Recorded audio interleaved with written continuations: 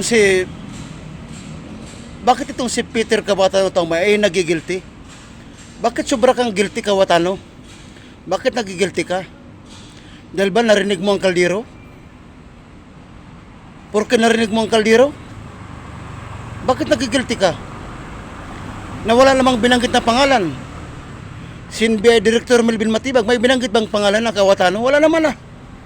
Binanggit lang niya 10 billion at saka yung kaldero.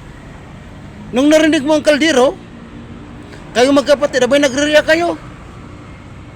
Nagigilty kayo. Hindi na kayo mapakali. Bakit mayroon ba kayong itinatagong baho dyan sa kaldero? Na ayaw ninyong matuklasan namin, malaman namin kung ano ba ang katotohanan dyan sa likod ng kaldero? Bakit bigla kayo nangangaw-ngaw? Bigla kayo nagre-react? Bigla kayo nagpatutsada? Bakit? Narinig nyo ang kaldero, bigla kayo nag-react, bigla kayo nagpatutsada kung ano-ano nang sinasabi ninyo kay NBI Director Melvin Matibag. Bakit? Yan ang pinakamalaking tanong. Bakit bigla kayo nag-react? Ang ibig sabihin, kaya kayo nag-react, ang ibig sabihin, guilty. Guilty kayo magkapatid. Sa gagawing investigasyon ni NBI Director Melvin Matibag, ang ibig sabihin, guilty kayo. Kasi nag-react kayo eh.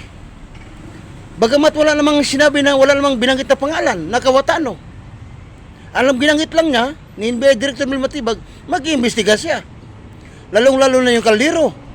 Eh bakit itong magkapatid na Cayetano ay biglang nag-react? Biglang galit na galit. Galit na galit, gustong manakit. Bakit? Bakit yan ang malaking katanungan? Bakit? Bakit nag-react kayo? Bakit nagagalit kayo? Gusto nyo manakit? Bakit? Ano bang mayroon dyan sa kaldero? Ano bang mayroon sa kaldero na hindi namin alam? Ano bang mayroon dyan? Bakit galit na galit kayo, magkapatid? Bakit bigla kayo nag-react? Bakit bigla kayo natutulurite? Bakit bigla kayo natataranta?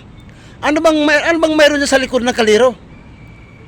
Baka malaman namin ang katotohanan na mayroon marami kayong dinikwat dyan na pera? Ha? Kaya kayo nasaktan, kaya kayo nag-react. Yan lang naman ang malaking katanungan eh.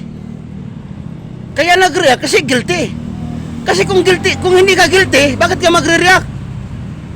Kung talagang malinis ang iyong budhe, eh bakit ka magre-react?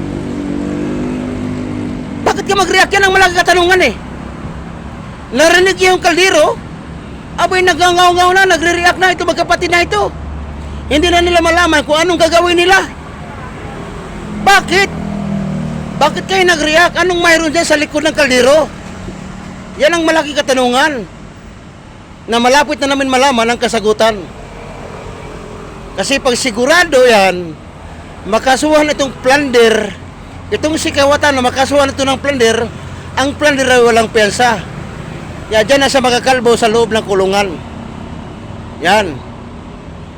Kaya yan ang masabi ko sa iyo, Cayetano. Ihanda mo ng sarili mo dahil malapit ka na matapos ang maligayang araw mo. Ihanda mo ng sarili mo, Cayetano, at malapit na matapos ang maligayang araw mo. Ha? Galit na galit, gustong manakit. Galit na galit itong magkapatid na ito, gustong manakit. Abay nagre-react eh. Nagre-react, narinig ang kaldero, abay nagre-react eh. Parang natataranta, parang nababaliw, parang nawawala sa sarili. Ha? Yan ang sinasabi ko. Kung wala kayong ginagawang katarantaduhan yan, bakit nagre-react kayo? Bakit galit na galit kayo? Yan ang malaking katanungan ngayon dyan.